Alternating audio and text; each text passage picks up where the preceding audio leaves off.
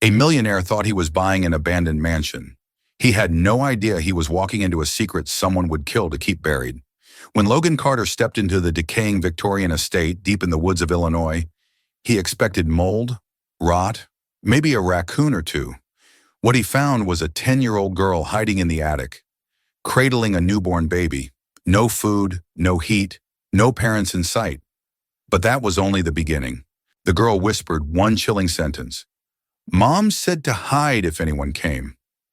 Now Logan is caught in a dangerous web involving a missing mother, a billion-dollar conspiracy, and a secret hidden in a baby's blanket. What was Olivia Carter running from? Why were her children left behind in a forgotten house? And who is the shadow watching them from the attic window? Stay until the end, because the truth is darker than you think. The sun had barely risen over the Chicago skyline when Logan Carter's phone lit up with a message that would change everything. "You need to see this property, immediately." The text came from Matt Davis, Logan's top real estate scout. Matt wasn't the type to waste Logan's time, especially not with haunted-looking estates in the middle of nowhere. But what followed next stopped Logan mid-sip of his morning coffee. An image, a mansion, Victorian, crumbling, half consumed by ivy and time. But there was something about it, a presence maybe, a silence too loud to ignore. Something in Logan's gut stirred. This wasn't just a house. It felt like a secret begging to be found. "Send the car," Logan said aloud to no one. As the SUV weaved through the city limits and into the hushed hills of rural Illinois, Logan stared out the window, watching glass towers fade into bare trees and forgotten barns. He wasn't usually the type to act on instinct, but this time something was pulling him toward that house, like gravity. By the time they reached the property, a strange chill clung to the air. The mansion loomed above them like a sleeping creature, its windows shattered, porch sagging, and vines curling up its weathered face like veins. Matt grinned nervously at the gate. "Still sure about this?" Logan didn't respond. His eyes were locked on one of the second-floor windows. For just a moment, he thought he saw something shift. Was it just wind? Or was someone watching from inside? The interior was darker than expected. Dust hung in the air like mist. The carved banisters, stained glass windows, and hand-painted ceilings spoke of forgotten grandeur. His architect, Ethan Blake, had joined them inside, already inspecting the structure. "It's old but solid," Ethan muttered, "but the electrical's a nightmare. You'll have to rip everything out." Then came the sound. A dull thump from somewhere upstairs. Matt flinched. Probably raccoons, or a tree limb fell. But Logan knew that sound. It wasn't random. It was footsteps. "Can we check upstairs?" Logan asked, voice calm but tight. Matt hesitated. "Sure. Just watch where you step." The stairs groaned beneath their weight. Dust stirred with every breath. Room after room revealed traces of a life that had been abruptly abandoned. Children's toys, a broken rocking horse, a cracked photograph of a smiling couple with the faces faded by sun and time. Then Logan saw it, a narrow hallway. At the end, a door, slightly ajar, the attic. As he stepped closer, the air turned heavier. Mustier, cold. The door creaked as he pushed it open. Thin shafts of sunlight pierced holes in the roof, illuminating trunks, suitcases, and furniture covered in yellowing cloth. But it wasn't the furniture that made Logan freeze. It was the footprints, fresh, small, leading toward a dark corner. He crouched, brushing his fingers across the disturbed dust. Nearby lay a used food wrapper, a small flashlight, a child's drawing on the back of a torn newspaper. Logan called out gently, "Hello?" Silence. Then, a faint rustle, barely audible. He followed the noise, moving slowly toward the far end of the attic. Behind an old curtain, something shifted. Logan carefully pushed it aside, and there she was, a girl, thin, pale, no more than 10 years old, curled tightly against the wall. She flinched when he appeared, pressing something wrapped in cloth tighter against her chest. Then it moved. A tiny cry broke the silence. Logan's breath caught. It was a baby. He knelt slowly, careful not to startle her. "Hey, it's okay. I'm not here to hurt you." She didn't speak, just stared, eyes wide, darting to the door, calculating whether she could run. My name's Logan, he said softly. What's yours?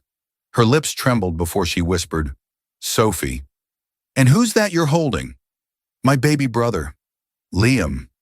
She looked exhausted, like she hadn't slept in days. Logan studied her carefully, the way she cradled the infant, the way her small body shielded his like a fortress. This was no ordinary child. Where are your parents? He asked. Sophie's voice cracked. My mom. She said she had to go. She said she'd be back in a day or two, but it's been 2 weeks. 2 weeks, alone, in an abandoned house, with a newborn. Logan's stomach twisted. You can't stay here, Sophie. It's not safe. She blinked. Are you going to take us away? I'm going to take you somewhere warm, Logan said, offering his hand. Somewhere safe, I promise. There was a long silence. Then slowly, Sophie reached out, never loosening her grip on Liam. Logan lifted her gently to her feet and led them back through the mansion. The house seemed darker now, heavier, as if it had been holding its breath and had finally exhaled. But something about that attic still lingered in his mind. Had Sophie truly been alone up there? What made her mother leave 2 young children in a place like this? And more chilling still, what if someone else had been watching from the shadows the whole time? And you? What do you think Sophie and Liam were hiding from in that mansion? Do you believe the mother simply abandoned them? Or was she protecting them from something darker? If you were Logan, would you have taken them with you? Or called the authorities first? Logan Carter didn't sleep that night. Even with Sophie and Liam safely tucked away in his guest suite, the events of the day clawed at his thoughts like nails on glass. Who leaves 2 children, one barely a month old, in a decaying attic? Who tells their daughter to hide in silence and promises to return, but never does? Something about it didn't sit right.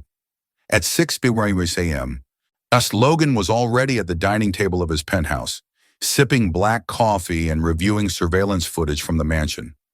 One frame in particular made his breath hitch. In one of the original photos Matt Davis had sent, an image of the house's exterior, there was something odd, barely visible in the attic window, shrouded in shadow, was a figure, and it wasn't Sophie. Who else had been in that house? As the morning sun broke over Lake Michigan, Logan's assistant, Jenna Collins, stepped into the room with a tablet in hand and a puzzled expression on her face. I found her, she said. Logan looked up. Sophie's mom? Her real name is Olivia Carter, a former investigative journalist. She went missing 3 weeks ago while working on an expose targeting a pharmaceutical giant. Logan stiffened. Which company? Shaw Industries, specifically their CEO, Gregory Shaw. Olivia was building a case around allegations that one of their flagship children's medications had severe undocumented side effects. She was planning to go public. Logan leaned back, gears turning. And she vanished? Without a trace. No one's heard from her since. Police chalked it up to burnout or personal problems, but she left her children in a rotting mansion, Logan muttered, and told them to hide. What if Olivia wasn't running away? What if she was running from something? Jenna hesitated before adding, there's more. Before she disappeared, Olivia accessed sealed court documents, whistleblower testimony, internal memos, stuff that would ruin Shaw if it ever got out. So she was sitting on dynamite, and someone didn't want her to light the match. Logan stood, pacing toward the window. Below, Chicago buzzed like any other morning.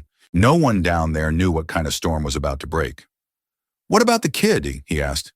Why would she leave them? Jenna spoke quietly. Maybe she thought they'd be safer away from her, that no one would think to look for them in a place already forgotten. Logan's jaw clenched. He'd walked into that mansion chasing real estate potential and walked out with 2 children, a handful of questions, and a ticking time bomb of corporate corruption. The next few hours were a blur of phone calls and private security arrangements. Logan wasn't about to involve CPS or the media, not until he knew more. He didn't trust that anyone beyond Jenna was safe. That evening, Logan returned to the penthouse after meetings with legal counsel and a former FBI contact. He paused in the hallway, hearing a soft voice from the living room. Sophie. She was sitting on the floor, rocking Liam gently in her arms, singing a lullaby too broken to finish. Logan stood in the doorway, not wanting to interrupt. She looked up. "Did you find her?" she asked. "Not yet," Logan replied gently. "But we're trying." Sophie nodded slowly. "She said she'd come back. I want to believe that." He walked over, knelt beside her. "I believe she wants that too. But sometimes, grown-ups have to do really hard things to protect the people they love." Sophie didn't respond, but the way she held Liam tighter told Logan she understood more than most adults ever would. Then the doorbell rang. Logan tensed. Only Jenna had the private elevator code. He stood, checked the camera. A woman, soaked from the rain, eyes wide with fear. His heart slammed into his ribs. Olivia. He rushed to open the door. She stumbled in, clutching a backpack. Her hands trembled. "Where are they?" she gasped. "They're safe," Logan said. "Inside." She nearly collapsed. Tears streamed down her face. "I didn't know where else to go. They were watching me. I thought I lost them." From behind, a soft voice called out, "Mom?" Olivia turned. Sophie stood at the hallway's edge. Liam in her arms, oversized t-shirt slipping off one shoulder. Her eyes welled. Olivia dropped to her knees. "I waited," Sophie cried. "Like you said." "I know, baby," Olivia sobbed, arms wrapping around both of them. "I came back. I never stopped trying." Logan turned away for a moment, swallowing the tightness in his throat. Later, over warm soup and dry clothes, Olivia finally told her story. Shaw's company had offered hush money. When she refused, things turned dark. Threats, followed cars, blacked out vans parked near her home.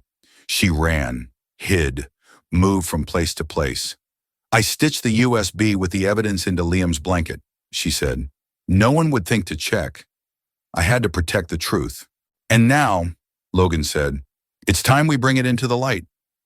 But even as they sat there, safe for the moment, Logan couldn't shake the feeling. If they found Olivia, someone else could too. And next time, they might not knock. Who do you think was watching them from the attic window that day? Was Olivia right to leave her children behind?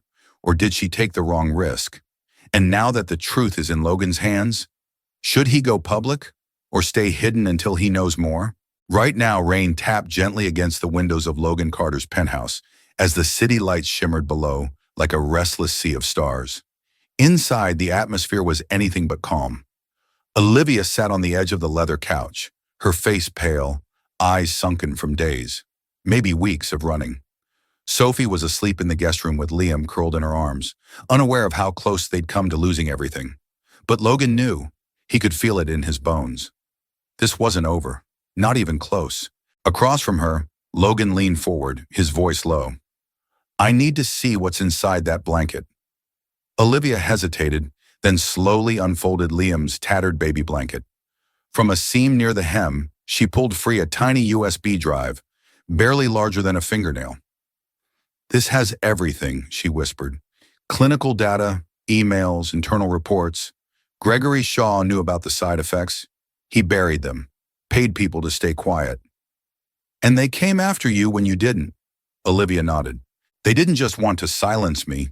They wanted to erase the story completely, burn it at the root." Logan stared at the drive, turning it over in his hand like it might explode. "Do they know you had this?" "I don't think so. I moved fast. But when I left the mansion to meet a contact, I saw headlights in the woods. Someone had been watching. Could they have followed her here?" Logan stood and crossed the room to the window, scanning the quiet street below. Nothing looked unusual. But in his world, danger never announced itself with flashing lights. "Jenna's already contacted a legal team. We'll take this to the right people carefully," he said. "No press, not yet." "But how long until Shaw realizes we're moving?" Olivia asked. Logan turned back to her, his jaw clenched. "Then we move faster."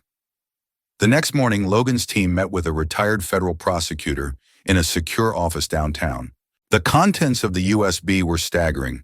Documented bribes, buried test results, and one internal memo with Gregory Shaw's signature authorizing the suppression of a pediatric death study. "This is career-ending," the attorney whispered. "Possibly criminal." "It should be," Logan said coldly.